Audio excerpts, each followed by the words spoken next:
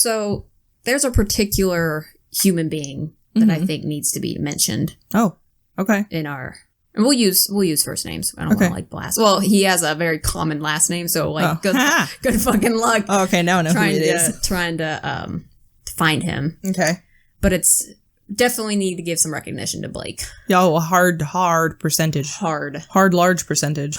Large percentage. Yes. Blake, or as we like to call him, Blick the Snick, with E's and not A's. He has been a massive help to getting this podcast started. So I thought that we should take time to recognize him. He started up the website for us.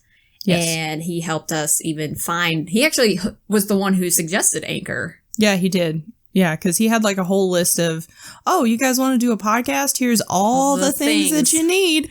Because he's a 10 out of 10 human. Yes. Well, he started a podcast briefly. With your husband, yeah. Yeah. And that kind of fizzled out because of just life. But he had... Both of them are very busy. He also lent us this equipment. Yeah, so the reason that you can hear our voices so beautifully and crystal clear is because of the podcasting equipment and the microphones. The microphones, which God knows how much these things cost. I don't want to think about it. I don't. I baby the shit out of them. I don't know if you've noticed, but just when I'm done with them, I don't put them away. I actually hang them up over here on this desk for safety because I don't want to wreck them. Because he even said, he was like, if you break anything, don't worry about it. And I'm like, Blake, no, I'm gonna feel so bad. No, that'll be a big no. That'll be a huge. So he lent us the equipment because he's a super awesome human being. He's like, I'm not using it, just threw it all in a bag for me. And so he went through and told us all the steps to get started. And it was funny because I was like, oh no, we did like more. All of those things. Almost all of those things. He was like, oh shit. You guys are actually serious about this. It's like, oh no. Very much so. The spooky bitches is happening. So he did all that. And then I went to his place. Friday night and just was like, let's work on the website. And he's like, okay. Cool. So we just sat down.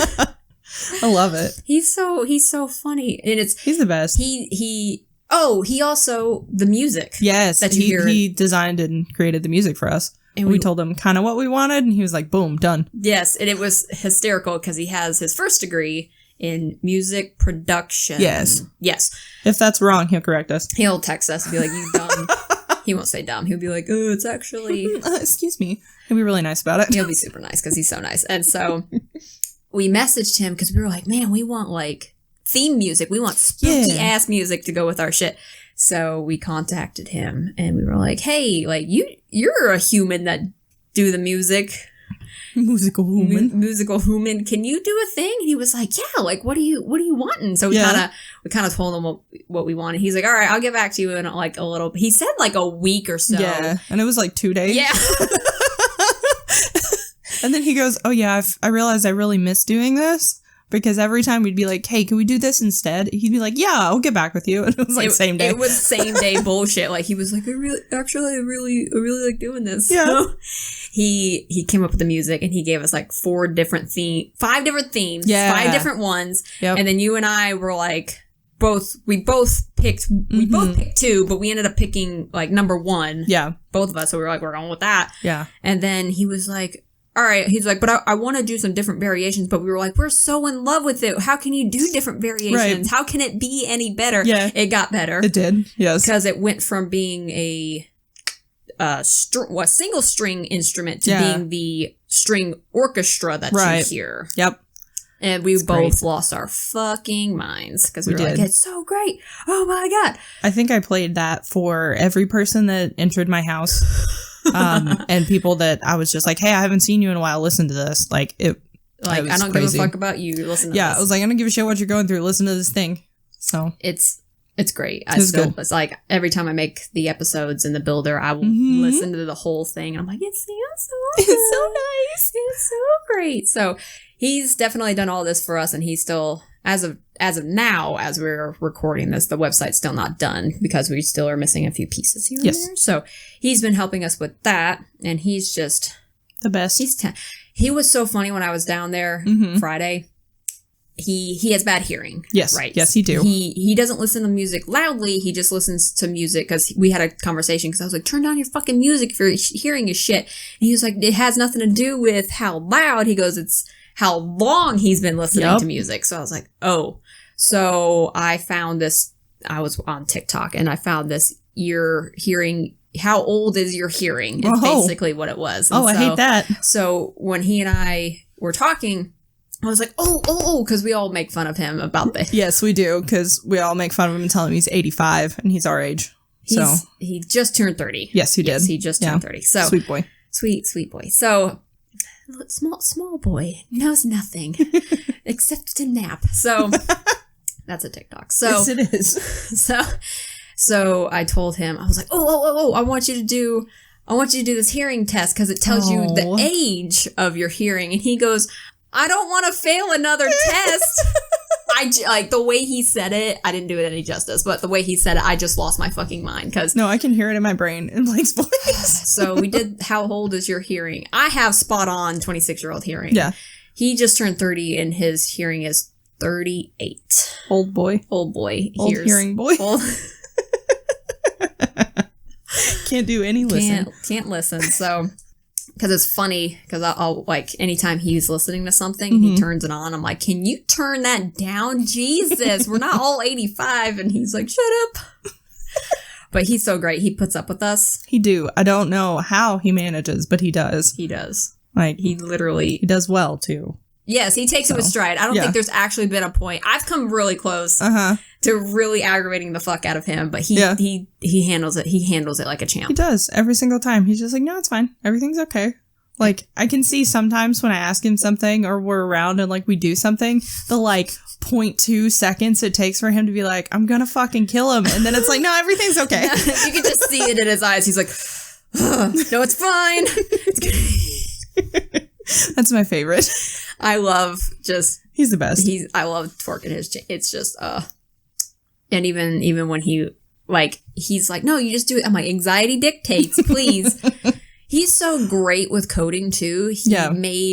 He's working on the website for us, but I also know how to code websites. So he wrote a script to download the website, to download that information. And we got into a thing about it, and I was like, well, I know, like, I understand building a website, but I was like, I don't understand the script. So we were trying to work through it, and I was like, anxiety dictates, do this, then that. So he wrote another script. He's like, all right, run this script, do your edits, run that script, and then you're fine. I was like, oh, thank you. You're so kind. You're so fucking great. Instead of he ended up fixing it. So instead of having to pull it from the website intentionally to where it would be something different on the website versus your computer, like it would just all do it in one, so you didn't even have to worry about that, and it was great. It was so good. He's like, all right, I'll just make this better for you, and he's just like that, because even I asked him for help on something, fixing the sponsorship. It was so loud for a little while, and I didn't know that because Anchor doesn't let you pre-listen to that along with your entire episode, so I asked him about that, like, offhandedly, and the next day he shoots me an email. He's like, hey, like, I downloaded that section for you, and I'm like, oh my god, why are you so nice? He's the best. So get yourself a Blake if you don't have one. Like, definitely just a lovely human that is super IT. Yes, and the best. He's so great. So Blake also listens to our podcast. Yes, he does. So hello, Blake. He's so great. So hi, Blake. We just wanted to give you recognition that you have definitely helped us a just unbelievable amount. And also made our startup costs like almost next to nothing. Almost nothing. So that's really cool. 10 out of 10. 10 out of 10. You're great. The best. We appreciate you so much. Thanks for the chicken nuggets also. I didn't get any and I'm fucking mad. just so you know, man. Yeah, because you whine about food and he's like, what do you want? And I'm like, oh. Yeah, that too. I was on the phone. He just takes care of people. I was on the phone with Isabeau working out the pictures. Yeah. And I called her and I was like, hey, this is gonna be a quick phone call because my phone's on 5%. Yeah. He gets up and he starts moving around and I don't even like pay attention to him. Because he's just doing his own thing. I don't know what he's doing. So I'm on the phone talking and all of a sudden he's in my face and he's handing me a fucking phone charger for my phone. And I'm like, thanks, sweetie. Which thinking about it, that is so... That's so nice. That's so amazing that like someone's having a conversation like my phone's dying and his first instinct is to stop what he's doing, get an extension cord, get a charger cord, plug it up next to me and then hand it to me. Right. And I was like, he doesn't even have the same kind of phone you do. So it's a different charger completely than what he has. Yes. So he had to go get that and then hand it to me. And I'm like, oh my God, you're so nice. And I think I was like, thank you, sweetie. He was like, shut the fuck up. That sounds like y'all. Yes, because I always call him the housewife because he's so nice. And just so like, well, what do you want to eat? Or do you need tissues? And I'm like, oh my God. Yeah, he's great. He's great. 10 out of 10. Best human. Best human. But you want to know what's also great? What? Scary stories. The best things. Yes. These are not so great. No, these are going to be like buckle in your seatbelt and your booster seat, children, because this is going to be a fucking ride. I got this blanket on purpose just because that's smart. I'm upset. And I want this blanket to just... I'm like pre-upset as well. These are rough. So, like, I love how every episode we're like, this is rough, but no, really. No, but this is rough. Like this one... Actually, the next episode's going to be even rougher, but... Yeah, probably. Like, this one's going to be pretty bad. I maybe cried when I was taking my notes because I got so scared, which doesn't happen to me. That never happens to me. Yeah, that doesn't happen to you. Right, at all. So... I'm gonna pee myself. Probably. I might need to get another blanket. Multiple blankets. Take some pauses, take some breaks, just... Yeah, whatever we gotta do, we'll get through it. I'm already for y'all getting goosebumps. Yes. I'm getting a little vomity. Okay, great. Well, do you have a trash can in case you vomit? It's full. Oh. It's full. It'll absorb. Oh, gross. I can't believe I said that. Okay, anyways. Side note, technical issue. Oh, we got some feedback that we didn't announce ourselves. Yeah, so because you guys don't know who's talking, so. That's true. Whoops. Like, I know who you are. Right, and I know who you are. Right. But, like, they don't know who we are. They don't know our voices yet. So correct. So, for a couple episodes, we'll say our names so people will catch up with that. So, I'm Katie. And I'm Zoe. So... I'm glad we had that talk. Okay, me too. So, here we go. All right, flip that coin. We're gonna... Flip that boy. We're gonna not knock everything over. This is great. so hard to do with a mic in your face. Correct. Anything is hard to do with a mic in your face. But flipping a coin... Well, I mean, even talking, because I want to, like, lean away because there's something in my face. Oh, yeah, I keep having to, like, gesture, like, come back. Yeah. Come back to the mic. It's great. What do you want? Heads this time. You want heads this time? Yeah. I want you to go first. Because it's going to be a really heady topic. I hate you. Heads, you go first. Oh, shit. I'm all right. Throw up. I hate your Probably. topic. Okay, so for y'all that don't know... Zoe, tell me what your topic is, Zoe Knowlton. Okay, Katie, subtle. It's not how you say my last name. It's Knowlton. Well, just for people who don't know. I like to pronounce all the letters that I see. It's not phonetic. You're right. It's Knowlton. All right, so anyways. It's fine. So my topic this week, y'all, is the Black-Eyed Kids. So, like I said, strap in, get yourself a blanket, get prepared. This isn't folklore. This is a mix. So there is you'll find out in the story. Okay, I should probably specifically. Okay, right. But any questions you have, feel free to ask them. I'll raise my hand. Yeah, and I'll let you know yes or no if it'll be answered, or I'll just answer it. Okay. So here we are. So the first thing about the Black-Eyed Kids is what they look like. So Are they kids with black eyes? No. Yeah, of course they are. Okay. So they're children, usually between the ages of 6 and 16. So any... Little fuckers. All right. Yeah. Any time frame between there. They're usually seen in pairs with one older child and one younger child. Hate that. So they're very, very pale, like paler than me as a ginger.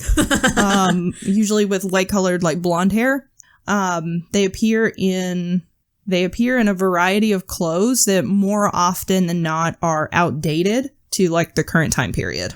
Like how outdated are we talking? Sometimes like Victorian outdated, sometimes just like 10 or 15 years outdated. Okay, so just at least 10 years outdated. Okay. Yes, it varies.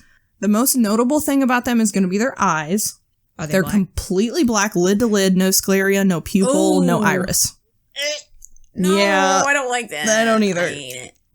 They sometimes try to cover their eyes by wearing like hoodies or like growing their bangs really long so that you can't really see their eyes.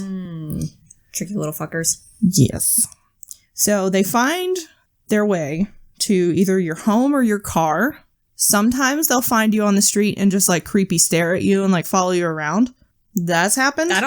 What do you mean that's happened? Like people... Like there's reports of people walking down the street and then they see like two kids in the distance and they're like, fuck no. Okay, what's that? And then stuff will happen, which I'll explain. Like I have a bunch of personal stories too. Like that's what a majority of this is after like what they look like in the history. Okay. It's a majority of just let me read you some stories that I found on the internet of black-eyed children. Okay, I like that. It's fucking crazy, bro. Okay, so tell me. With the kids, once they like show up to your door, you'll actually feel compelled to walk to your front door before you even realize they're there. So you'll get to the front door when there's a knock. Or before there's a knock in some cases. No? Some people note that sometimes there are power issues around them, like the lights will flicker or they'll go out. So when I was telling you about seeing the kids off in the distance, sometimes there'll be a street light above them. And then you see their eyes, and the street light goes out. I got goosebumps. I don't like, that's like class A. Yes. Type 1 horror. They're under the sodium salt lamp. And then suddenly it bursts or just goes out. Yeah, no, it gives me the spooky chills. Yeah, I don't. Okay. This sucks already. It just gets worse. So there is a rumor that, like Slender Man, the more you know about them, the more likely they are to appear. Cool. This podcast is canceled. We're fucking done. This episode's over. So that's more on like the creepypasta end than it is actual accounts. Okay. So a lot of the stories that I found are spread across like the No Sleep Reddit or creepypasta or just like spooky stuff that people have found and seen. Mm-hmm. So no one actually knows where they came from or how they came into existence. One theory is that they are an alien creation created to reach out to the people of Earth to learn about them in their homes, which is why they're modeled after children, because people want to help lost kids, right? No, not me. Oh, you lost your mom? Sucks to suck. Hate it for you. Go to the front desk. Ask for help. That's awful. No, I'm totally I'm joking. Yeah, no. But like, I mean, in this case, yeah, I would probably say the same. Your eyes are fucked. You could go somewhere else. So the reason that they're considered to be an alien creation is that there's radiation poisoning associated with the people who did allow them into their homes. Of like real life cases. Yeah. This is okay. Yes. This is not creepypasta. This is like someone acknowledged this. Okay. And had radiation poisoning. Something called moonburn syndrome, which is also associated with people who are abducted, who've reported being abducted. Yeah. Or who have been really close to UFOs. They get radiation poisoning. The Men in Black. Which they call, we're going to go over them someday. Which they call moonburn syndrome. Okay. Ugh. So another theory has been created by demonologists, saying that they are children of the devil himself. And if you let them into your home, you're inviting the demons and the devil himself into your house. So that's another theory. I don't like it. I don't like any of them. I don't like any of this. Along with the alien theory. Yeah. There's actually a report, like someone reported during an alien abduction that they were laying on the table and it was like the grays, which black-eyed children kind of resemble with the black eyes and the pale skin. The guy reported while he was laying on the table, he saw like these giant tubes filled with liquid and what looked like children in them. And when he asked, when he was like, what the fuck is that? The alien, the gray, said, oh, those are the children of the future. I'm getting goosebumps. No, they're children of go fuck off. That's a story. Okay. Now we're going to move into the history of the black-eyed children. How's their history? Okay, go for it. The first ever recorded instance of black-eyed kids was reported by a man in Texas named Brian Bethel in 1966. Great. Oh, it's always out. Yes. In the Midwest. There we go. Always. I think that's just cryptid land. I want to move to Texas. Might need to reconsider that now. You really might need to reconsider that now. Oofka. Okay. He posted on a forum for ghost hunters about his experience, and he reported that he was parked in his car in front of a movie theater to write a check, and was so involved in what he was doing, he didn't notice two boys aged between 9 and 12 approaching his car until they knocked on his window. He had his windows rolled up, and he was just chilling. With his AC on, right? Always crack your rear window if you can. Never crack the window that you're right next to. Just pro tip. Okay. Pro tip. I'm getting nauseous.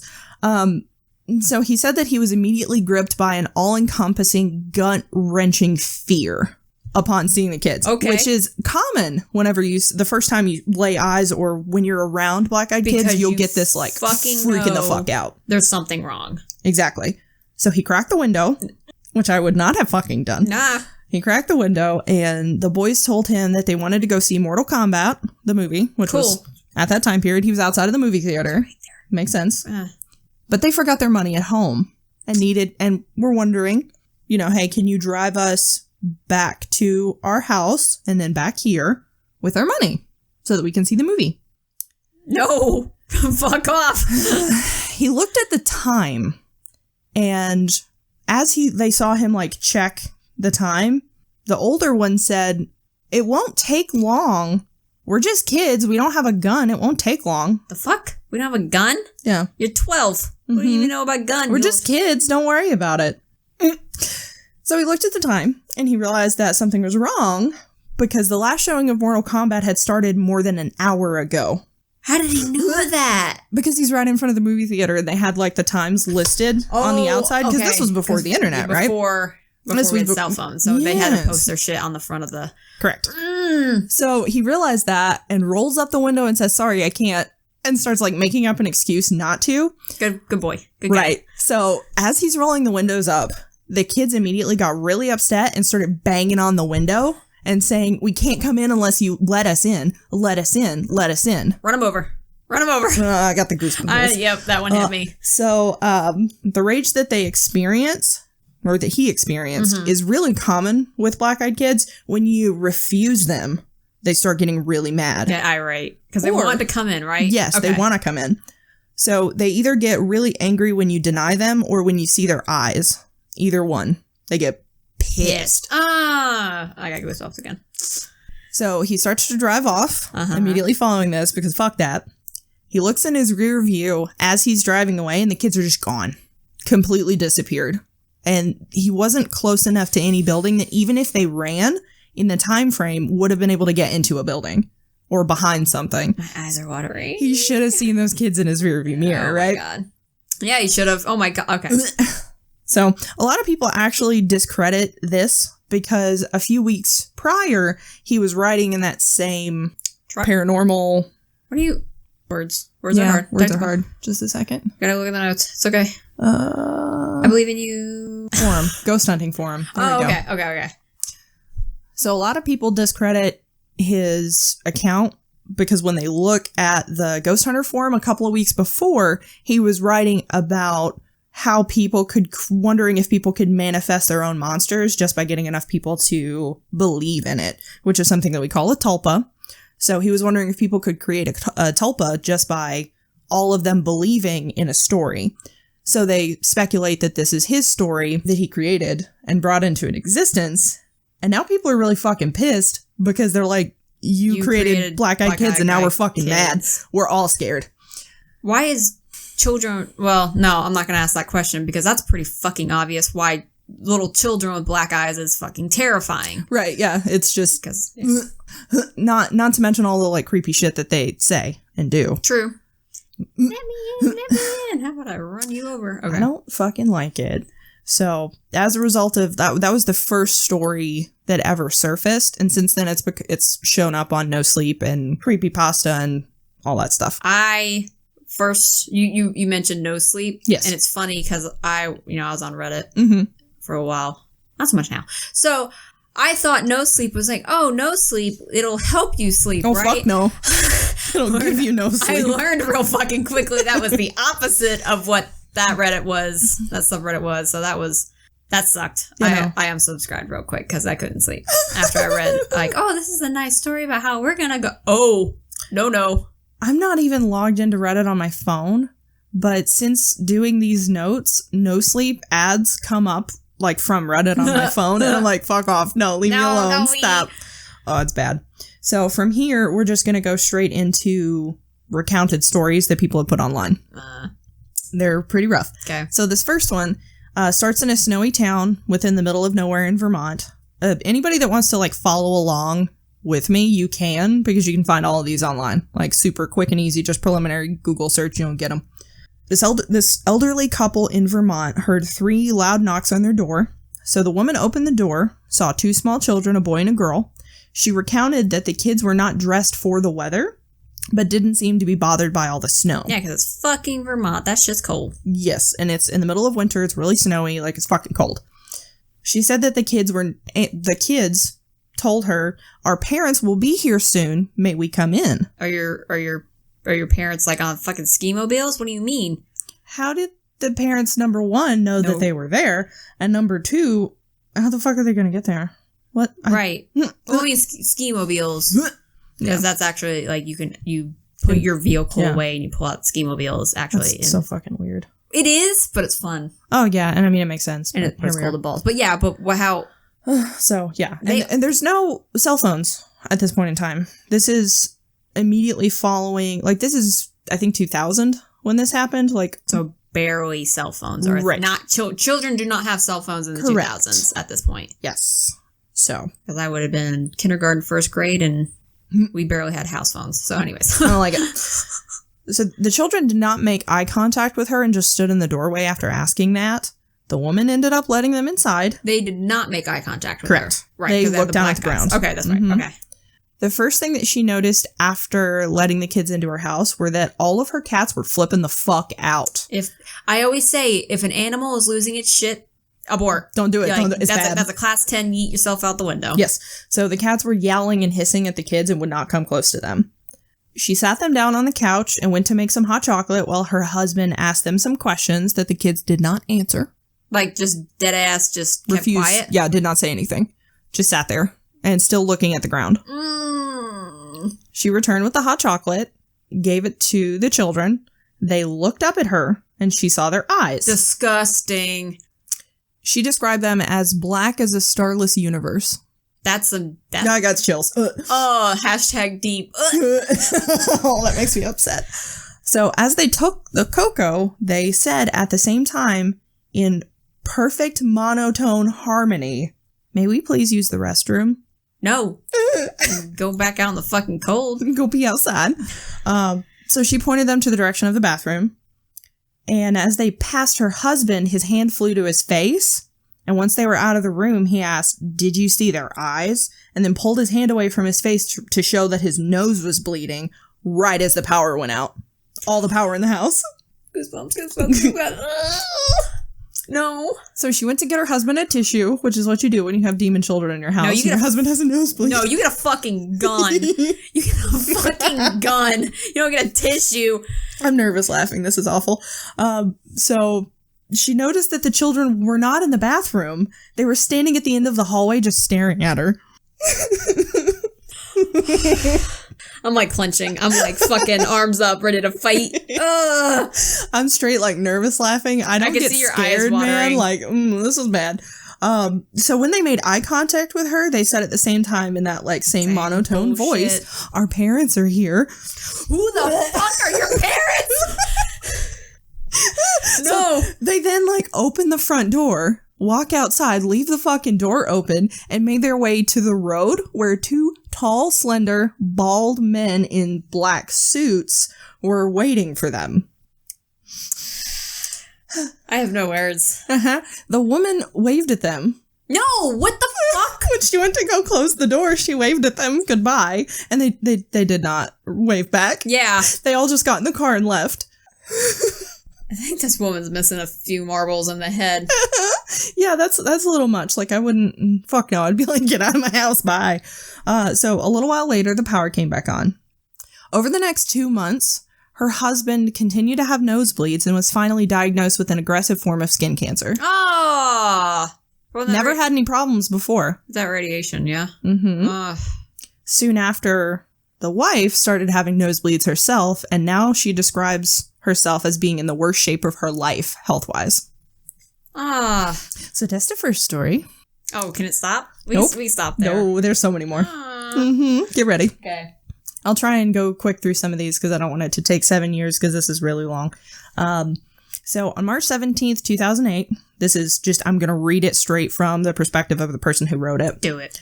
I had my one and only encounter with black-eyed kids. Before my experience, I had never heard of anything having to do with them. I was 12.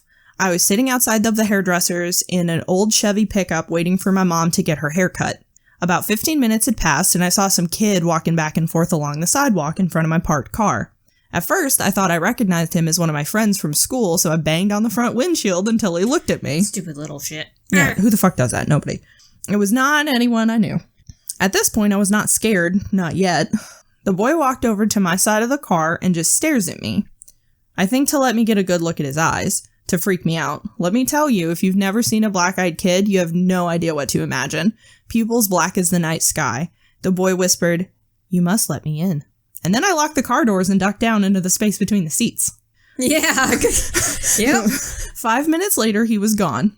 When my mother got into the car, she told me a boy with black eyes had come into the hairdresser and had insisted that my mother give him the keys to the car. She refused, thank God. Thank God. Thank fucking God. How did he know where his mom was? Oh, no. I love how I'm missing over those blatant points and you're just like, but how? I'm like, how did? No one can see my face or my reactions, but I'm like, oh God. Yeah, no, Katie does this thing where like when I scare her real good, she like freezes for a second. Yes. And yeah. So any silence you get, that's what it is. She just frozen. If I'm not talking, it's probably because I'm making a face. Uh-huh. No words. All right, here's another one. I'm just going to read as it was written. It almost felt like a dream. I woke up to my dog Lucy barking. She was upright on the bed where my husband and I were sleeping with our 22-month-old daughter. Staring at the door like an unknown stranger was out there rummaging around. I thought she was just freaking out over a house noise. We'd only had her for 3 months and she was still a puppy. It could have been anything. Our roommate, a creak from the house settling, the awnings moving outside in a breeze. I wasn't too concerned initially. I decided the best bet would be to open the door and show her nothing was there. It sounds a bit silly, but it's what we do with our daughter when she gets scared. And I figured it would work with a puppy too. I opened the door and she raced to the front door. So they were in the bedroom. She opened the bedroom door and the dog runs to the front door. She stood there, snarling at the door. It was an angry, violent growl, one I had never, ever heard her make before. Good dog. I looked groggily at her and then opened the baby gate blocking the doorway, planning to open that door and show her everything was okay. The second my hand reached the deadbolt, Lucy went wild. She started barking and jumping toward me, and when I touched the metal, she suddenly changed her temper. She whimpered, almost like she was afraid and backing down. I got goosebumps. Yep, I just hit. As her mannerism changed, so did mine. I wasn't calm anymore. My heart was racing and sinking at the same time. If your animal is freaking out... Okay. Yeah, you just fucking fuck off. I had been flooded with a mixture of fear and dread. I looked through the peephole. I can't explain why I looked, but I did. Outside were 2 kids.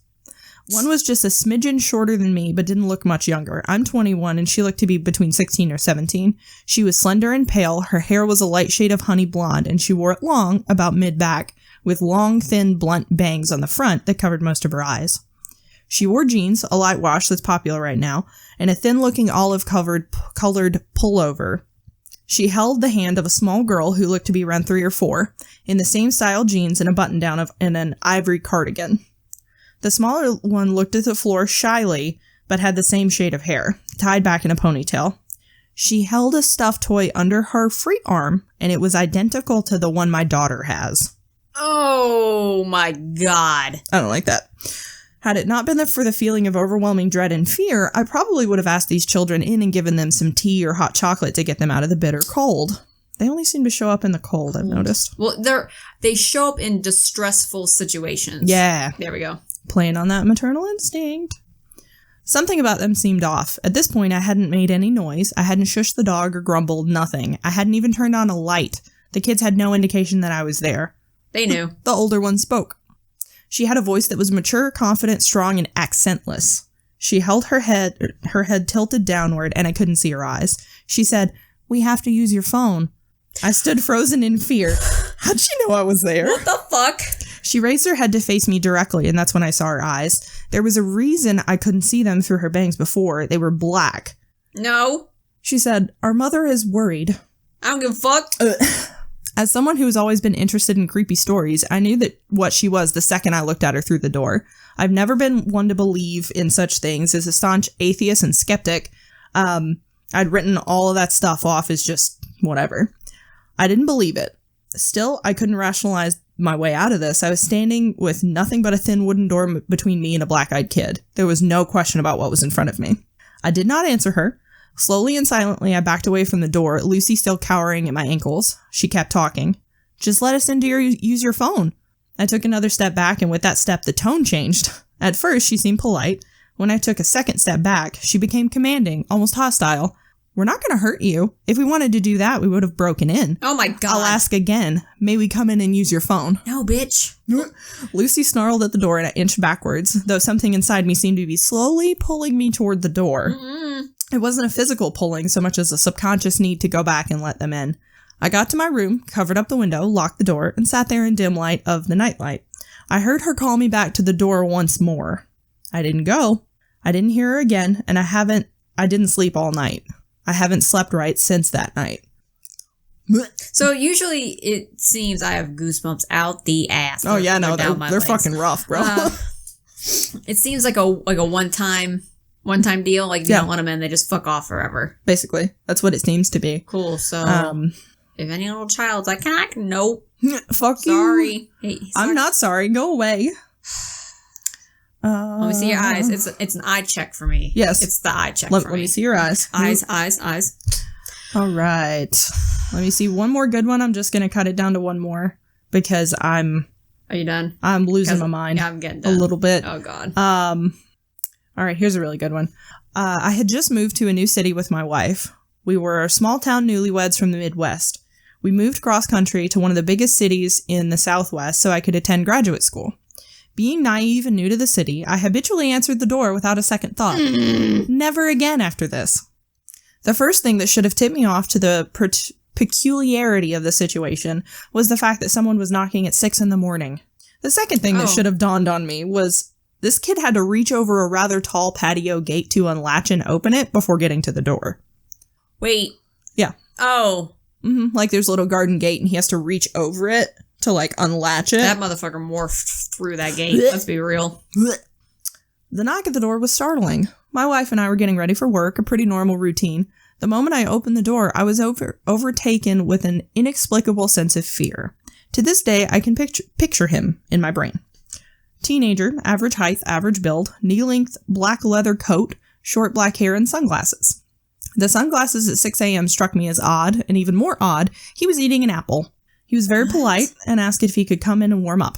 I said no, closed the door, and slid the security chain into place. A moment later, another knock. I opened the door that was now chained, and before I could speak, he asked me again if he could come in and warm up. No, I replied, and attempted to close the door. Before the door could close, he put his hand out, stopping it on its hinges. He looked directly in my eyes, still wearing the sunglasses, and said, "Can I at least get some ketchup for my apple?" That's not what you put on your fucking apple. Which kind of fits in with them trying to learn about human behavior, because who the fuck puts ketchup on an apple? That's not where that goes. Fuck goes that. on your French fries. Mm-hmm. Fucking apple. Oh my God. Fuck that, I reply, albeit a little confused. Get the hell out of here. My wife is calling the police. He takes a moment to get to let this information sink in, lowers his glasses, revealing his black eyes, and says, "No, you won't be calling anybody." At that moment, I force the door closed, lock it, and call out to my wife, who is scared shitless hiding in the bedroom. All jacked up on adrenaline, I rip the curtains back to look out the window next to the door, and he's gone. Absolutely no trace of him. I go out on the patio and check the gate. It's still latched from the inside. I was fucked up, I think to myself. As I turn and enter the house, I notice a half-eaten apple lying on the ground. Yeah. There's another story that... You just drop-kicked that apple. So there's another story that I didn't read to you, but this guy opens the door for the kids. It's like he's Halloween trick-or-treaters, and the kid comes up and knocks on the door, and it's two kids. And he's like, okay, they're not dressed up. That's fucking weird. And offers them candy, and they're like, "Can we come in and use your phonograph?" Wrong time period. Correct. Completely wrong time period. So, that's a little spooky. And that's when you get the Spartan kick. So, yeah, all in all, black-eyed kids are a little scary. It's something that never really jives with me about alien stuff, though. Yeah. Is like, they're like, oh, we're trying to learn human... You're supposed to be the most intelligent Or at least more so than we are. Right. And you can't figure out that ketchup doesn't go on apples. Right. Like, why is it so hard to learn our behaviors if you're advanced enough to be able to grow a human-alien hybrid? In a fucking tank, but you can't figure out. I don't know.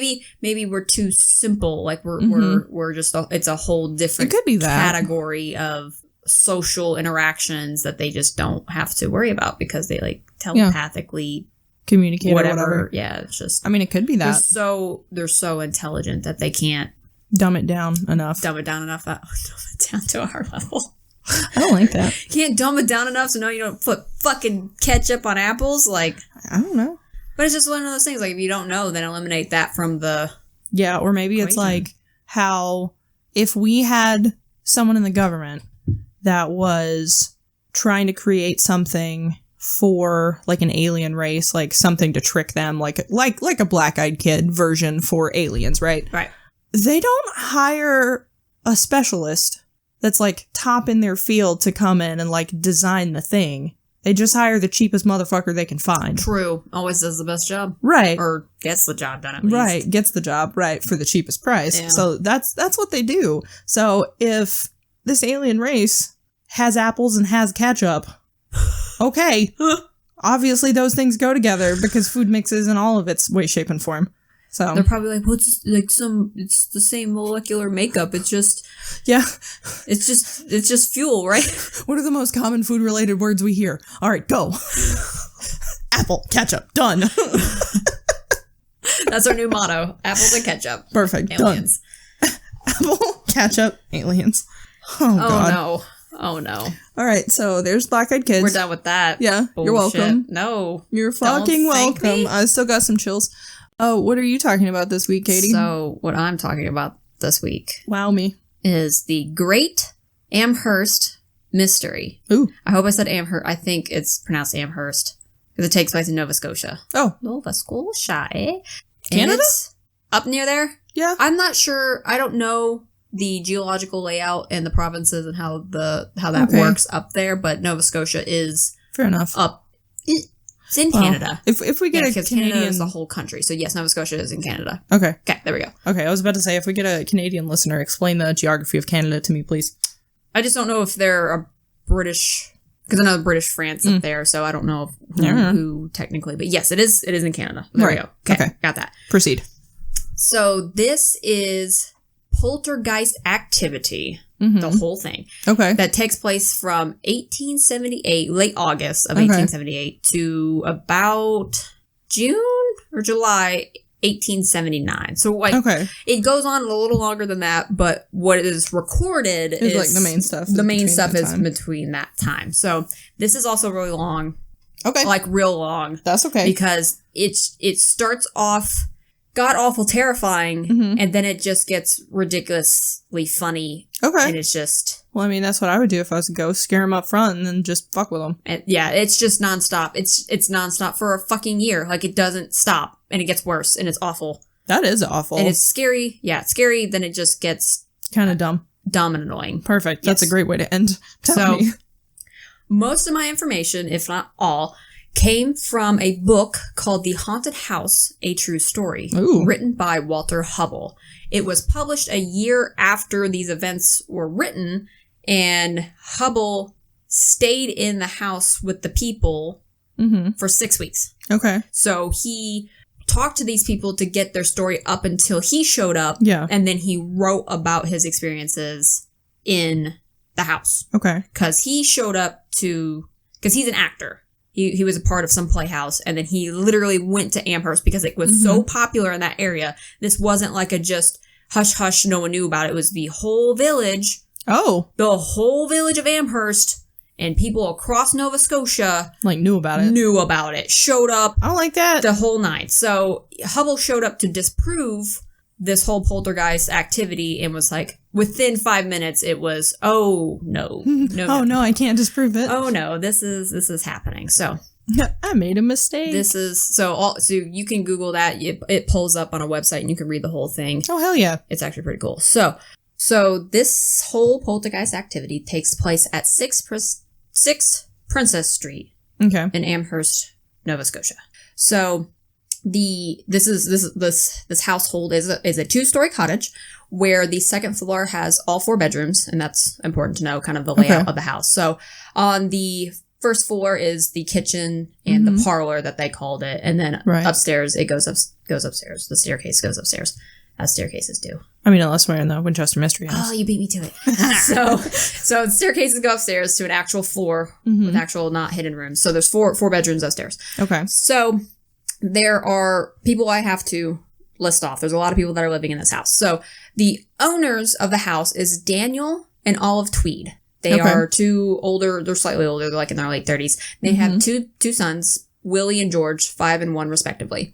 Olive's sisters, 2 sisters, Jane and Esther Cox, live with them. So Jane is 22. Esther is 18. Okay. Esther is the star of this show. Oh. Olive's other brother, William Cox, lives with them. And then Daniel's other brother, John Tweed, lives with them. They also come into play. Everyone has a part of this, but Esther is the star of this show. Okay. So the way that the book is written is that Hubble gives account of all these people talking. He's an actor, so I'm sure he kind of glorifies it a little bit. But he definitely tries to paint the picture of these are normal people. They aren't anything extraordinary. Like Daniel's a shoemaker. The other boys are like farmhands. Just Olive and Esther stay at the house and do domestic women stuff. Did in the 1800s. Yes. So definitely gives an account of normal people. And I think he did that on purpose because that's something I picked up on. So where this story begins is August 28th, 1878. So this is the start of it. Okay. Esther had been talking about a man named Bob McNeil and how she was falling in love for him, right? So like some cheap rom-com romance kind of thing going on. And she's like, oh my God, I love Get that shit out of here. Straight people. So... Fuck off. You just started. So... Straight people got me. Yeah, I can't wait. That's what got you. Okay, No, I've been trying all day. So that evening, Bob shows up at their cottage and is gonna just take Esther away on a nightly ride through the countryside, or ride through the countryside, lady. The countryside on his little buggy carriage thing drawn by horses. Yeah. So at a certain point in their carriage ride, and it's was noted to not be a characteristic of this fellow, Bob jumps out of the buggy and points a revolver at Esther. What a bitch! Demanding she gets out of the carriage. What a bitch! So she refuses. She goes, "Quit ballsy. being." Yeah, she was noted to be more of a mentally stout kind of human being. Hell like, yeah, get it, Esther. If shit wasn't going her way, she kind of either threw a fit about it or was just like, "No, I'm not doing that." So she definitely says, "No, what are you doing? Like, stop acting like this. Right. Stop acting crazy. Get in the car." She specifically, get in the car, get in the carriage. Same thing. Get back in the car. So she calls him crazy. Like, stop being crazy. This outrages him, and he actually is about to pull the trigger and kill her when the sound of another carriage spooks Bob. And so he gets back into the carriage and drives her home, brings her home. Well, I mean, you do drive a carriage. So you do drive a carriage. Okay, thank you for validating me. So drops her off at the thing, never to be seen again after this point. Oh, yeah, no, I'd be like, fuck off and don't come back. So it was kind of, from what I read, it was just an attempted sexual assault on Esther. So that's kind of what either she said or people speculate. Right. That's kind of what I thought was kind of going down. So it's just, if you read it somewhere, it's the attempted sexual assault is referring to this incident that she had with Bob McNeil. Well, I mean, to be fair, I also would be like, no, fuck you. Get back in the carriage. Like, that's not going to happen. Sorry, dog. Right. So this sent her into a state of depression. Oh, yeah. Like, real bad. Hardcore. She, for weeks, for actually about just a week until issues started. Oh, okay. Cried herself to sleep every night. Now, I have to know, Esther lives in the same room with Jane. So Jane and Esther sleep in the same room. Is Jane one of the other sisters? Yes, one of the other sisters is 22. Right, so okay. It's all of Jane, Esther, and then Jane and Esther are sleeping in one room. Yes, okay. Got it. So the first night, about a week after the incident, Jane and Esther are talking, and all of a sudden they hear something move in her mattress, underneath her bed, under Esther's bed. Oh, I don't like that. They accounted it to a mouse because apparently they had hay beds. And just was like, whatever, fuck it, it's the mouse, and they went to bed. Well, I mean, that's part of life with hay beds. Apparently. Yeah. Or just in the 1800s, you just have mice. So, the next night, both girls heard something scurrying about both of their beds.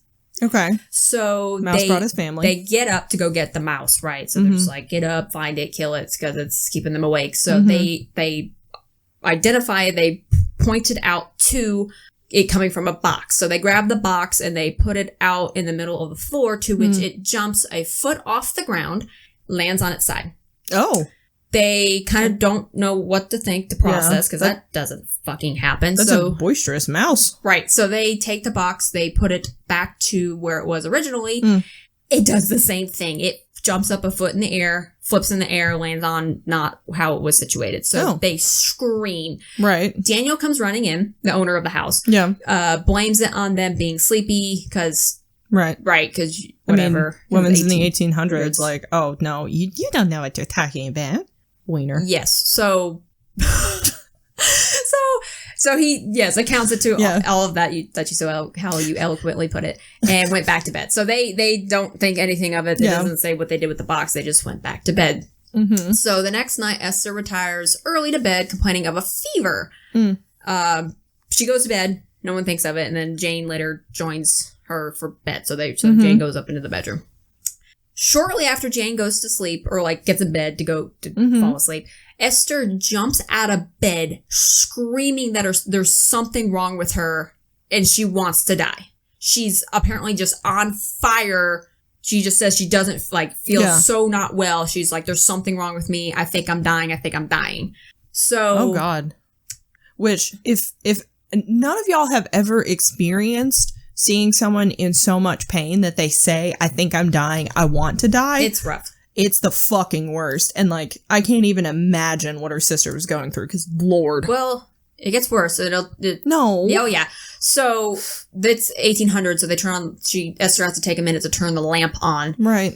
So like you said, when you see somebody who's in so much pain, Esther was looking very disheveled and visibly sick, to the point that it actually scared Jane. Yeah. Her face was red. It was noted that Esther's face was very red. Her eyes were almost bulging out of her head, and she was grabbing this chair that was in the room so hard her nails were just digging into the wood. Yeah. So Jane screamed for everybody. Everyone in the house was now in the room trying to help Esther. She had grown pale at this point, so she was running a fever and was red. Now she's pale and super exhausted. So when they put her back into the bed, she started to swell up. Just her whole body, everything. Hands, feet, her face, her eyes, and then was cold to the touch, but running a fever. No. Yeah. Her entire body had swelled dramatically, and she was screaming from the pain. A loud thunder-like sound went off in the room. Olive thought that thunder had hit her house, or lightning had hit her house. Yeah. And she raced to the room to check on her two boys, to which they were sleeping. She looked outside. How the fuck do you sleep through that? Right, so it was only just in the room that this noise went Fuck off. No. Yep, underneath Esther's bed. I don't like it. So Olive came back into the room, looked out the window, saw that the sky was clear. She could see the stars, no, not even a cloud. When she turned around to return back to Esther, 3 very loud sounds erupted from underneath Esther's bed that shook the whole room. Esther returned to her normal size directly afterwards and passed out. Fell asleep. Somebody cursed this girl. Like, somebody straight up put something underneath her bed. And was just like, you're gonna swell up today. How do you like that? That's the only thing I can think of. Like, what? Yep. Yeah. Maybe little bitch boy did it. So, the next day she seemed okay. She was a little exhausted from the episodes, but she ate, she walked around. They kind of all collectively got together at supper, and they were like, we don't know, but we're not gonna talk about it. We're not gonna tell anybody else about it. So they just kind of kept it to themselves at that point. 4 days later, Esther had another swelling attack. She made it to the bed, which she was in bed when this happened at this point, so she wasn't up and about. She had made it into bed, and Jade advised her to lay still the best she could.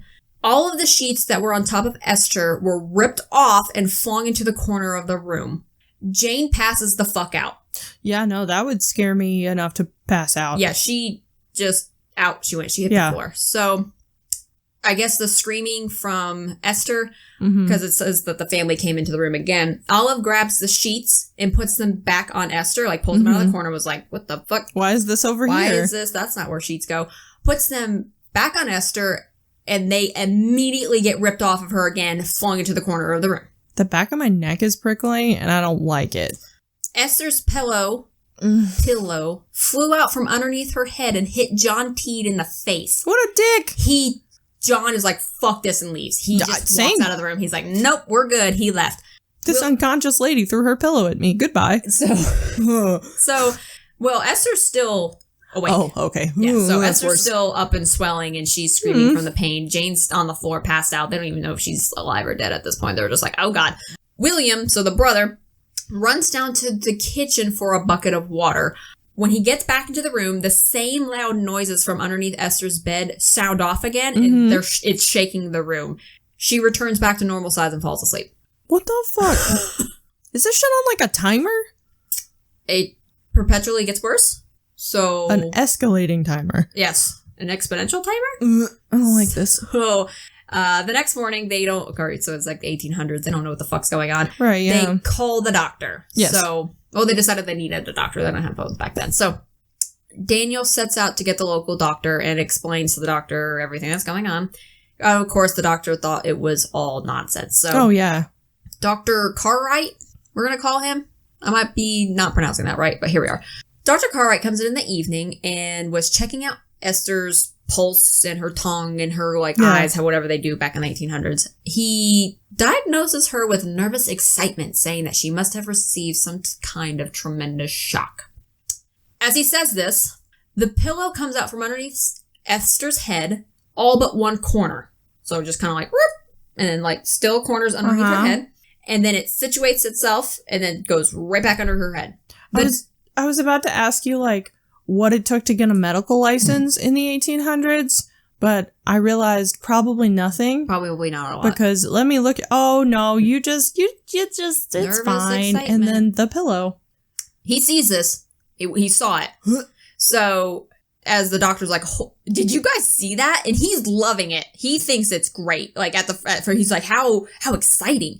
John recalls the pillow being thrown in his face. So apparently John was on the bed or nearby. He recalls to the doctor that the pillow got thrown into his face, kind of as a grumble kind of thing. And then the pillow starts to move again. John grabs the pillow to try and hold it still underneath Esther's head. The will, with a force stronger than John, the pillow is ripped away from him. And John says that it was like someone was grabbing the pillow, someone was on the other side of the pillow pulling it from him. I don't like that. Yeah, so the loud noises sound again from underneath the bed. The doctor looked under the bed and found nothing. So he kind of starts to back away because he's like, I don't know what the fuck's going on. A piece of the wall. No. As he was walking away, let me back up. As he was walking away, the sound was now in the flooring following him as he was walking towards the door. Oh no, I don't like that at all. That gave me real bad. I don't like it. It's rough. So it follows him. As he gets to the door, he stops and turns back towards Esther. The bed sheets were ripped off again and thrown into the corner. The sound of what they said is an instrument writing on the wall could clearly be heard by all in the room. Everyone heard it. And the words, Esther Cox, you are mine to kill, formed on the wall above Esther's bed. I hate that. I just gave myself goosebumps. I hate that. So much. I hate that less than the sounds following him, but that one died. Nope. Yep. So that's fun.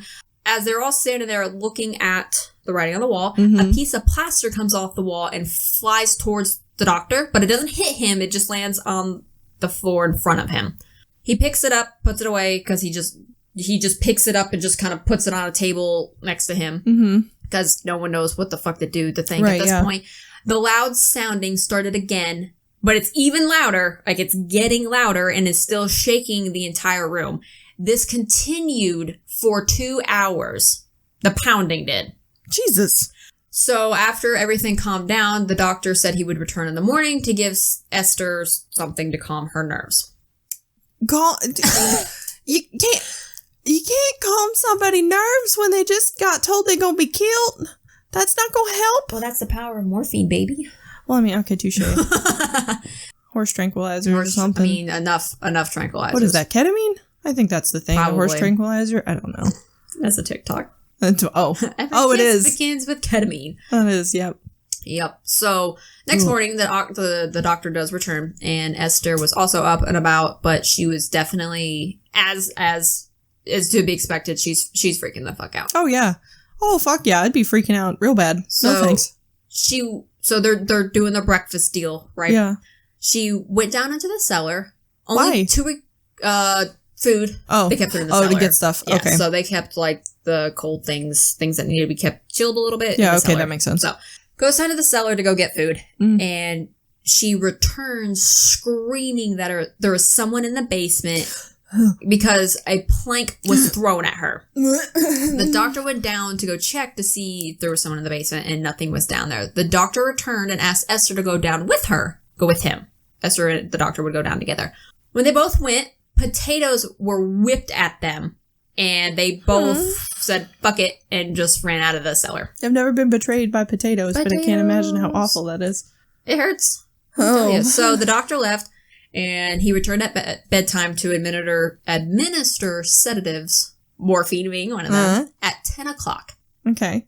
After giving her the medicine, the loud pounding noises commenced once again. Right. But much louder. Of course. Even more louder. I mean, you gotta get through the morphine haze. More...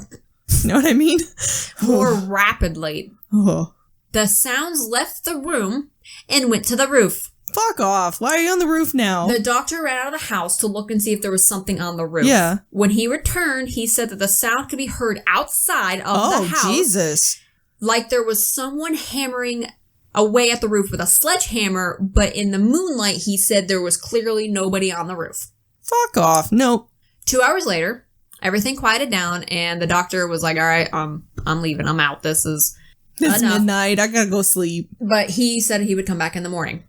When the doctor went out the front door and up to the gate to leave the property, he said the pounding on the roof resumed. As he got 200 yards away, he could still hear the pounding on the roof. Jesus. So the pounding becomes worse consistently, like even throughout the day. It does not stop. And that's just people walking by can hear the pounding. So it's like I said in the beginning, the people in the village are hearing this shit. Yeah, like they know something's happening. Yes, now. everyone. So basically now at this point, the village knows that there is something going on at 6 Princess Street. God damn, this went from like 0 to fucking 1,000. But it was noted that Esther feels comforted when the pounding's going on. She's not really bothered too much by it. So this goes on for 3 weeks, and 3 weeks after the doctor's first visit, so that time period, they were standing around Esther's bed and she's having a fit again. So she throws her arms up in the air and begins to have seizure-like spasms. Yeah. And even when she was having the swelling, she was also having some spasms. She became cold and rigid and then began to talk about the incident with Bob McNeil, kind of just rattling it off. Oh. After recounting the story, she comes back to... I guess she was not there when she was talking about this. So the family tells her what she said, and then Esther breaks down and cries and said that it was true. Olive said, so this is a build-up. So Olive said that it was Bob that was doing all this. Somehow he was behind it. And I called that earlier. After she exclaimed Bob was behind all this, 3 distinctive raps were heard shaking the whole house. To which Jane said that she believes whatever it is can hear them. And again, the house shook 3 times.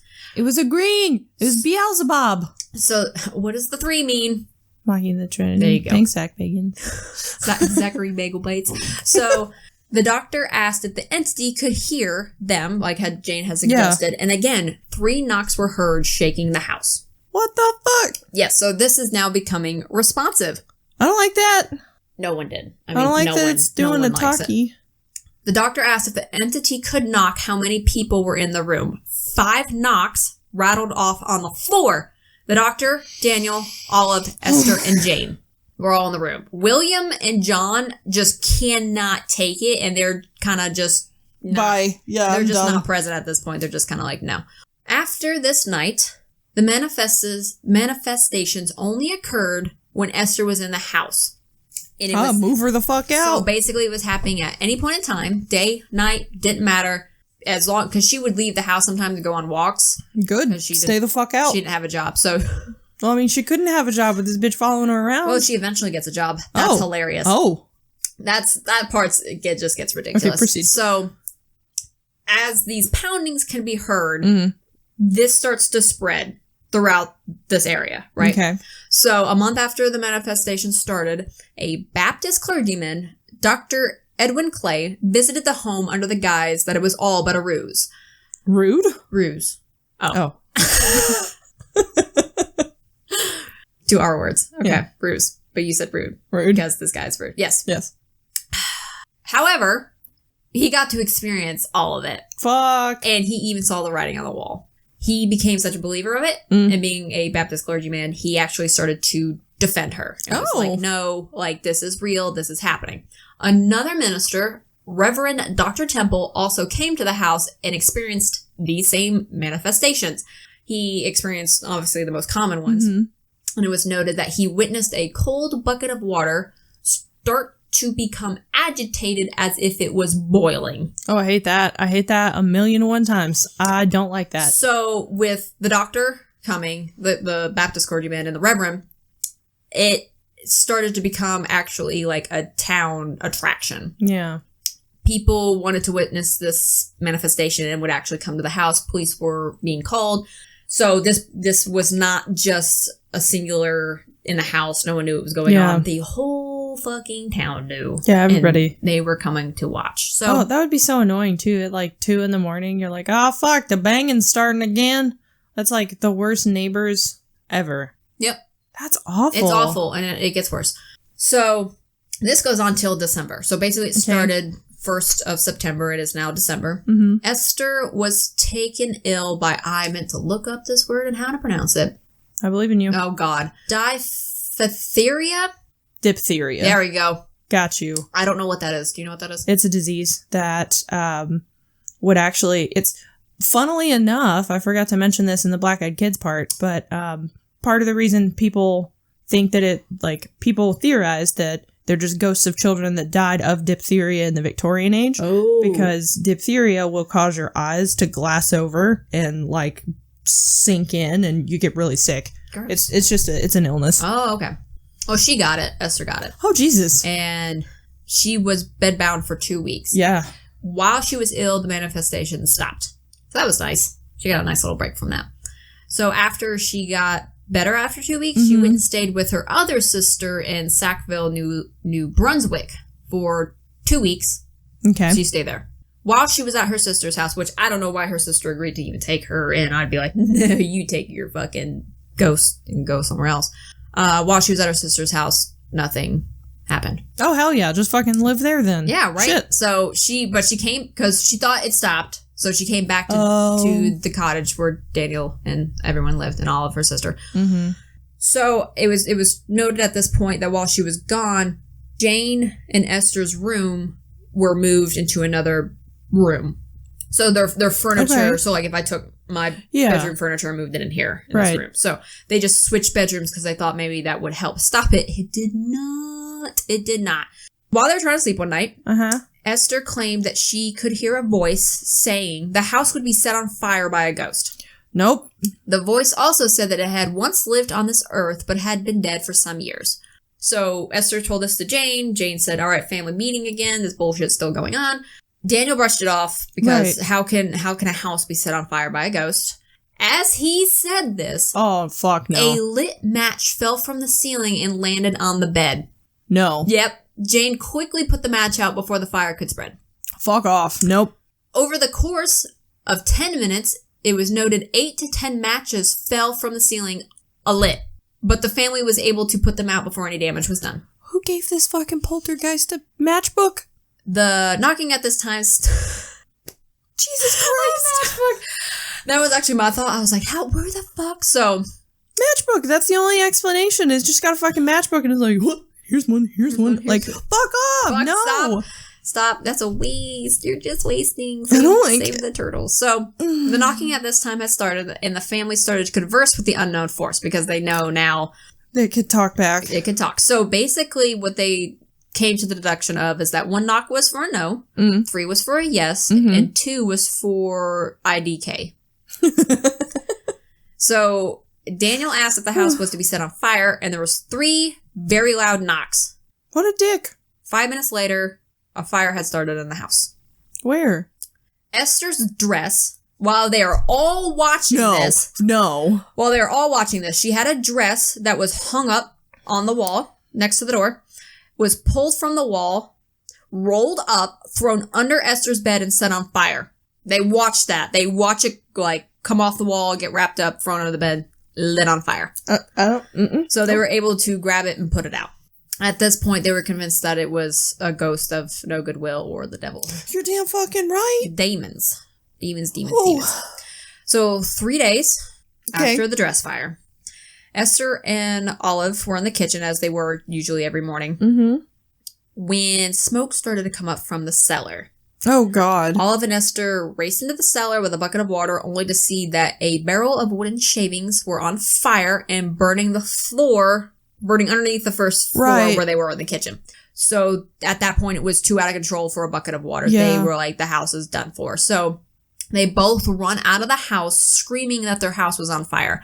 This part was strange. This part was very odd and has no explanation. A stranger to the village they had never seen before ran into their house, grabbing the kitchen rug, and ran down into the cellar and put the fire out.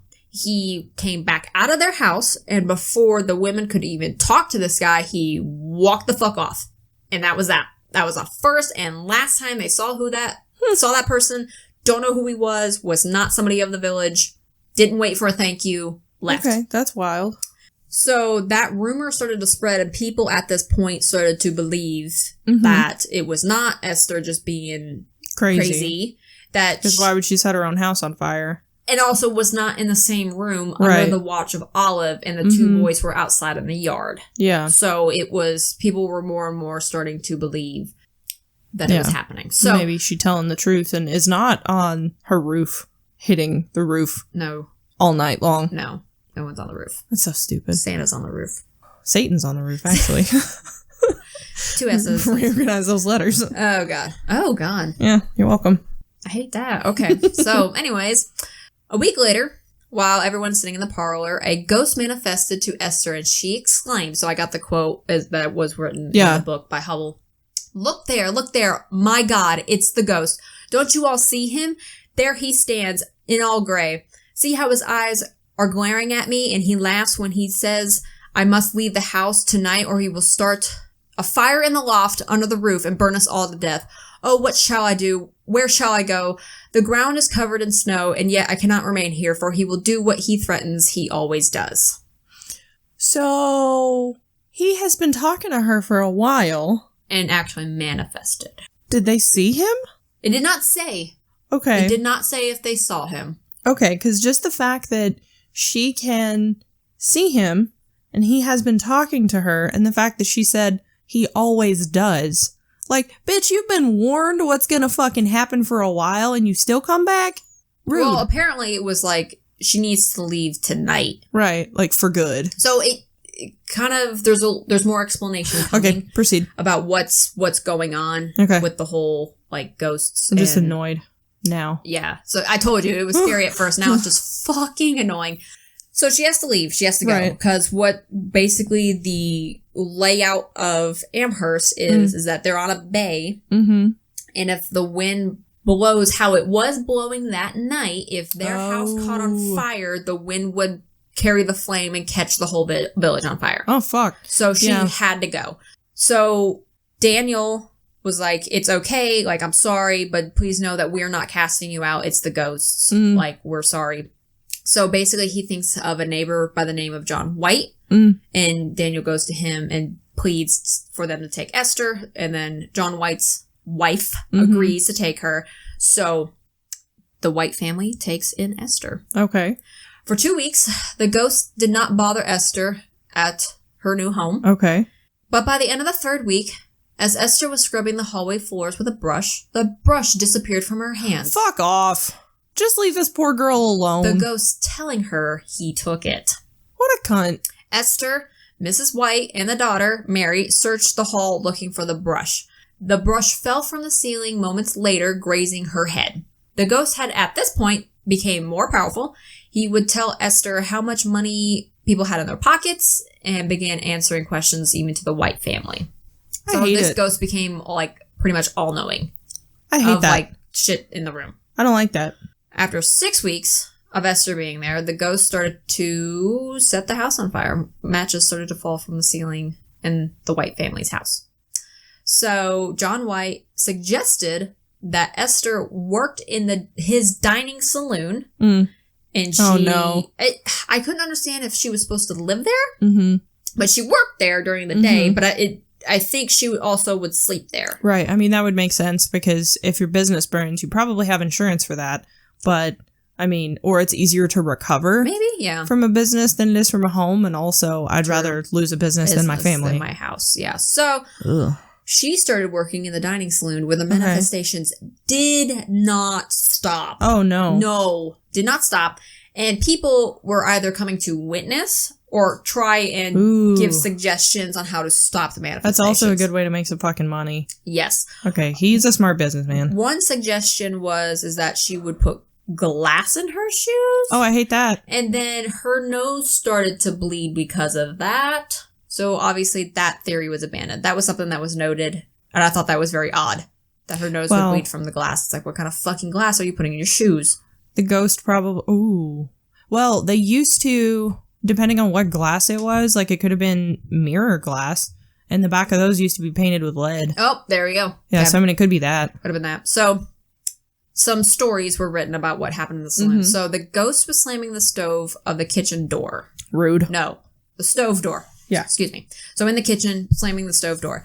Mr. White is fed up with this ghost. I mean, that would piss me off too, like repeatedly slamming my fucking oven door. Oh my god. So he jams an axe handle in the stove door so that doesn't happen. The ghost removed both the door and the axe handle and then let them both crash to the floor. For some odd reason, people, I guess, know each other. It's a small town. It's the 1800s. So it was noted that the inspector of the fisheries in Nova Scotia was called in by Mr. White, to which he put the door back on, jammed it again. The ghost took out the axe handle, took off the door, and slammed it again on the ground in front of this guy, the inspector of fisheries in Nova Scotia. Did it again. What the fuck? John White's son had a knife. Oh, no. And was, apparently, the son had the knife out. The knife was ripped from his hand. Nope. And stabbed Esther in the back. The son removed the knife and put it away, to which the ghost pulled the knife back out of the boy's pocket and stabbed Esther in the same exact spot seconds later. I hate that so much I can't even breathe. Gets stabbed in the same spot twice. I want to throw up. So apparently the little boy hid the knife and just away from Esther. Yeah, never go near her ever again. So someone tried... Yeah, right? Oh, that poor thing. This poor thing. So someone tried to place iron spikes on her lap to stop the manifestations. I don't know what that's about, if there's some biblical something or other. No idea. I have no idea. So they were like, let's place 4 iron... It said 3 to 4. 3 to 4 iron spikes on her lap to see if it would stop the manifestations. It didn't. But when they went to go grab the spikes off of her lap, they became so hot, no one could touch them. Oh, I hate that. And then they were launched across the room, easily 20 feet away. I'm sweating. Furniture would move across the room in broad daylight. Did not matter what time. It was noted that a 50-pound box was just thrown across the room. Just, you? Bye. This is like the Big Papa fucking spooky garbage. Yeah, I don't like this. It doesn't. It can't stop, won't stop. So... It was noted in the book that people who were like the guy from the fisheries, people of that nature came to the saloon and witnessed this stuff. Right, so like notable people, they you can trust what they say. Yep.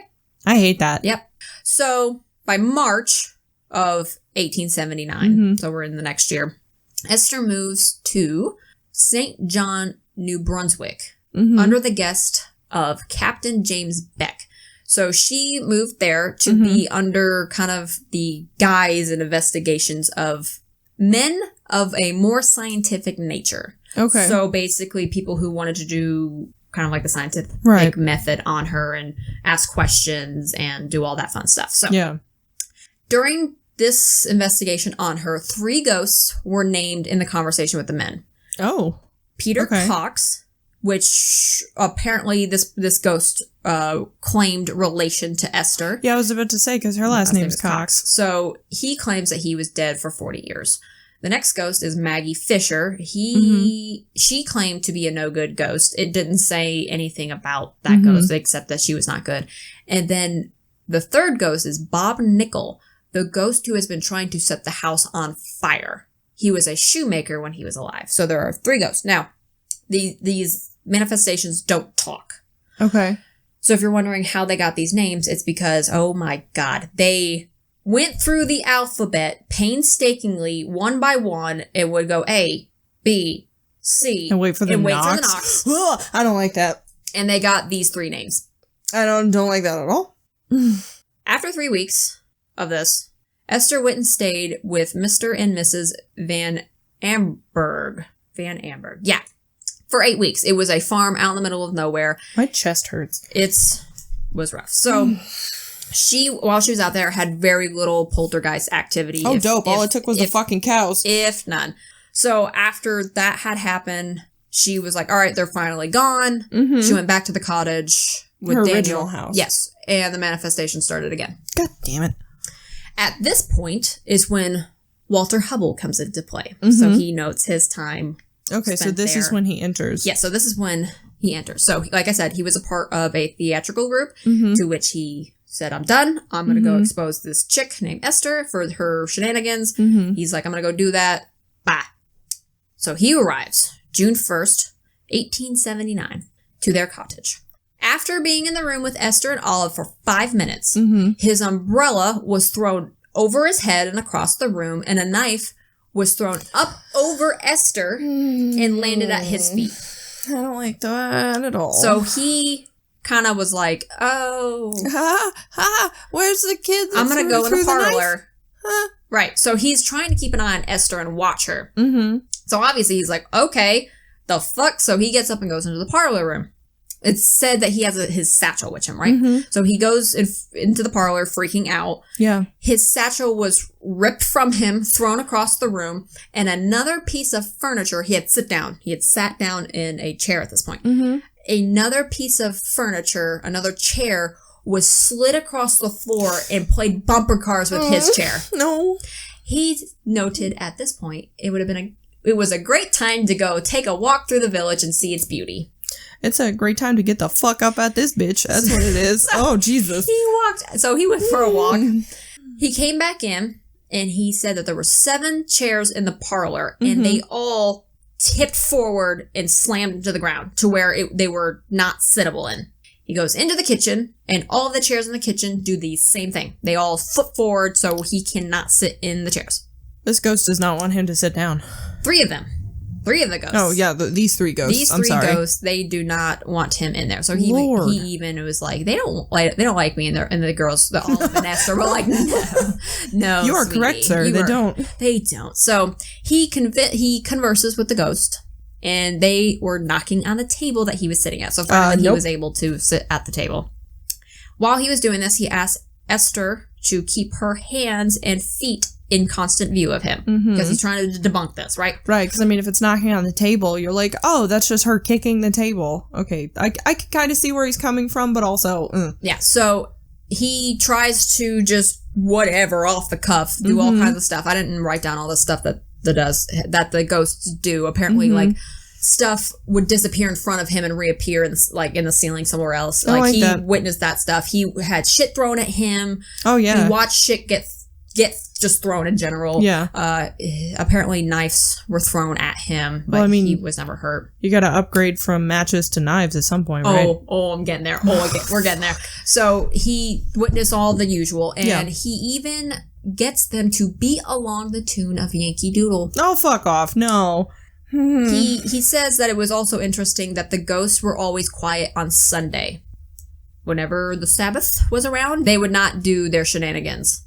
So that was an interesting note. But when it came Monday, it was, let's go time. Balls to the wall. It was balls to the wall. They resumed back their shenanigan bullshit. I hate that. The ghost would also reproduce any sound he asked for. They did not talk, but he said that he got them to make the sound of sawing wood. Oh, God. And the sound of drumming and washing of a washboard. Okay, so this is like a Kenku ghost. Something like that. What the fuck? So he also continued to converse with them even more, and he found 3 more ghosts. So we're at a total of 6. 6, cool. So now we have Mary Fisher, who claimed to be the sister of Maggie Fisher, Jane Nickel, and Eliza McNeil, which all of them are 3 bad ghosts. Which, I know I said Bob McNeil, and then I said Eliza McNeil. They did not say that there was any relation between the two. So they are all 3 bad ghosts. Okay, so we've got 6. Got 6 ghosts in total. So Jeez. He said that they all wanted to talk. Like, they would respond. It was no hesitation. It was just, he asked a question, he got the knocks. So he gave one conversation. He had one specific conversation he said was only worth noting. Everything else was bullshit. Right. So when I say that they answered yes and no, it was in respective to knocks. So he asked, have you all lived on Earth? They answered yes. He asks, have you seen God? They said no. Okay. He asks, are you in heaven? They said no. I have fucking goosebumps. Right, well, of course they said no. They're fucking here. He said, are you in hell? They responded yes. Right, because, you know. If you're not in heaven, you're in hell. Right. Right. So he then asks, have you seen the devil? And he said it was a very loud yes. Okay. And that was the end of that conversation. I hate that. So much. I hate that a lot. He recalls all the stuff that goes on, stuff he witnesses. He said that Esther was commonly stabbed with pins, and he said one day he had to pull 30 pins out of her. The cat, the family cat, I didn't mention a cat up until now, was thrown about 5 feet. Baby, no. And it was just thrown. And then he was like, the cat obviously freaked out, would not come back in the house. And he said that the cat would wander around the house and then at some points would just fluff up as if something was there. Right. And then would run out of the house and not come back in for a little while. So obviously the cat also witnessed this ghost. Oh, here you go. This one's for you.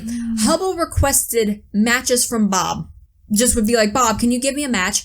One day he counted 45 matches that fell. And then the next day he got 49.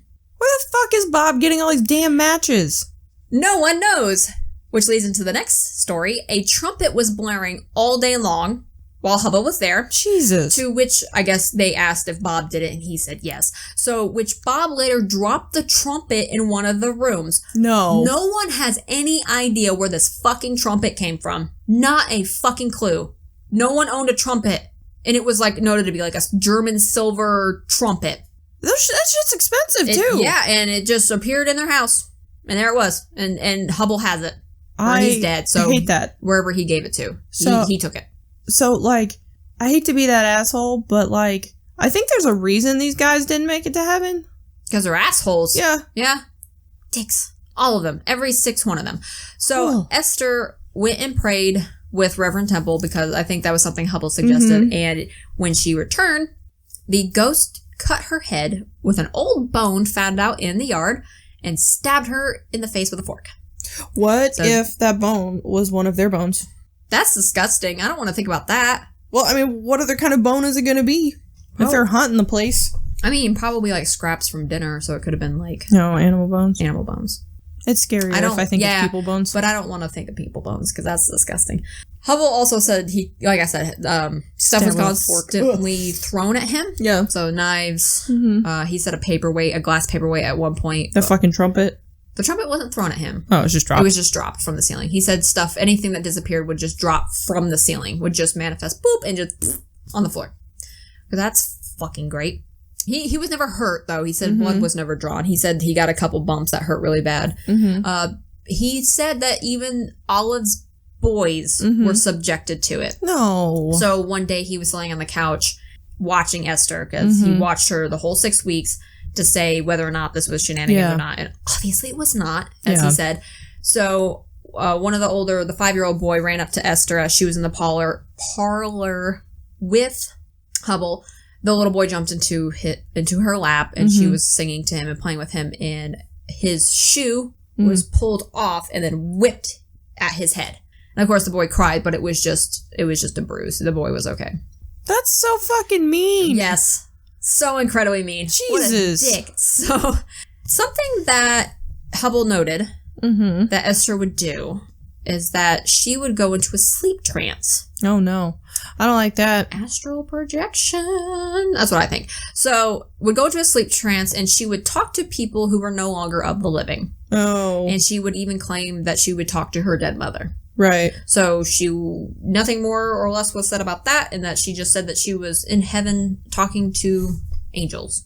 Oh. Baby, those aren't angels, and that's why you're so fucking haunted. Right. So part of me is like, did she astral project, and that's why she keeps getting these ghosts around her? Because some people, maybe we'll dabble into that, because I also like that movie that has the astral projection. Conjuring? Yes. That's exactly what I thought of, and I was like, I don't know if that's actual astral projection. I like the story it tells, but I don't know if that's legit or not. If that coincides with actual astral projection theory. But I do know if you talk to demons, they gonna fucking show up. Right. So that would make sense of why there's like 6 ghosts, because some people apparently astral project and don't know it. So here we are. I just thought that was interesting that I hate it. He also witnessed her swelling up and having a seizure. Oh, Jesus. That's still happening? Yes, apparently it was still going on. Not as frequent, I don't think, but it was definitely still going on. As July came, so he showed up in June. As July came, the manifestations were so bad that the house was again catching on fire, and the walls were being broken by chairs being thrown. I hate that. So she packed her bags. Esther said goodbye, packed her bags, and left for the Van Amberg's farm again, where the manifestations stopped. Yeah, no, I just fucking live in the farm. Like, you want to come visit me? Cool. Yes. But I would not put myself through getting fucking stabbed with pins. No.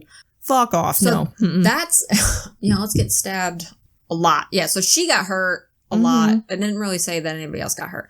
So the book ends there, but I got a little bit more information of what happened afterwards. So Hubble apparently took her and convinced her to do a tour with a manifestation. So they didn't happen while she was at the Van Amberg's farm.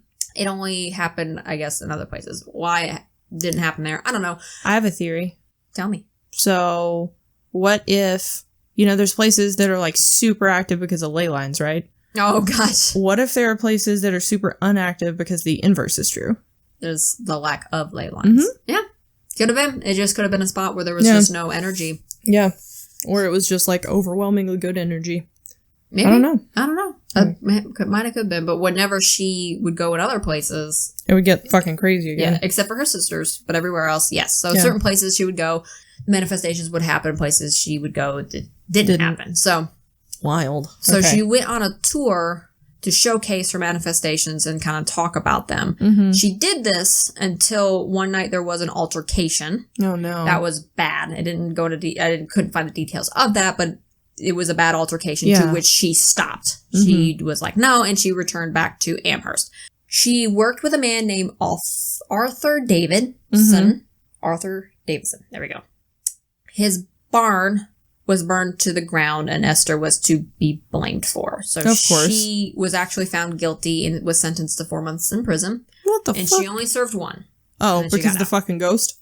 I mean, that would be my reasoning. Like, all the shit's happening with all the other inmates and, like, all that stuff. I'd be like, I can leave. Get the fuck out now. So, she only served a month. I don't know, good behavior also, maybe. Yeah. And at that point, after she left prison, the manifestations slowly decreased and stopped after she got out of prison. So thank goodness for that. That was finally her break. She was married twice. And then with her second husband, she moved to Brockton, Massachusetts. With her second husband. She had 2 boys, one with each husband, and then she died at the age of 52. Damn. That is so sad. Yeah. So she kind of had a rough couple years. No freaking joke. I've also heard that, like, during that time period, girls who...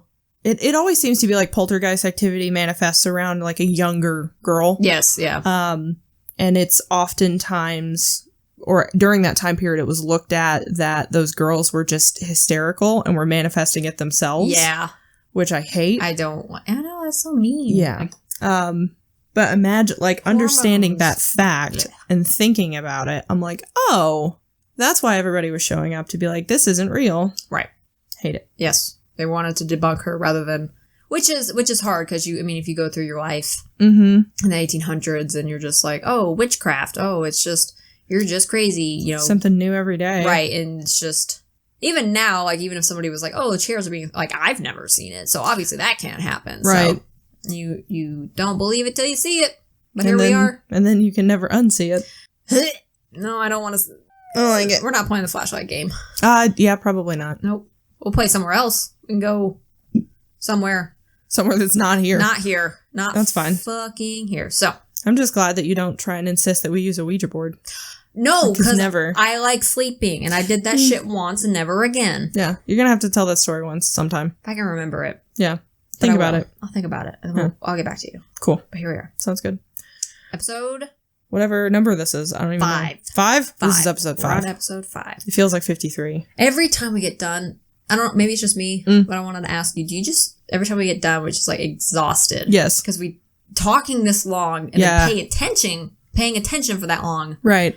Like, that's hard, and also, like, the subject matter is really intense. Yes. Oh, yeah. So, I feel like I've run a marathon, and, like, I'm ready to cry, and maybe eat some food, and maybe drink, and then that's... Let's go get a pizza. Oh, hell yeah. Okay, let's cool. do that. So, let's do that. So, all right. Episode 5 in the books. Woo! If you would like to follow along or see what we're up to, you can check us out at our website at www.haunther.IbarelyKnowHer.com. You can also follow along with us on Twitter. Do you know our handle? No. Oh, are you serious? No, isn't it the acronym? Yep. HHIBKH? Yep. Podcast? There you go. Okay, great. I do remember. That is our handle on both Twitter and Instagram. Yeah. Please come find us. That'd be great, actually. I try to post things. Yeah, I want to interact with you guys, so that would be really fun. Yes. Please. We're gonna start doing things with our listeners. We're just trying to get everything up and going first before we start incorporating that aspect of our show. And if you want to support us and be a part of any future interactions, definitely support us on Patreon, patreon.com/HauntHer, I Barely Know Her, because that's the name of our show. Yeah. So strangely enough. All right. Until next time, drink your water, don't skip meals, and we'll see you next Friday. Yeah. Haunt her. I barely know her.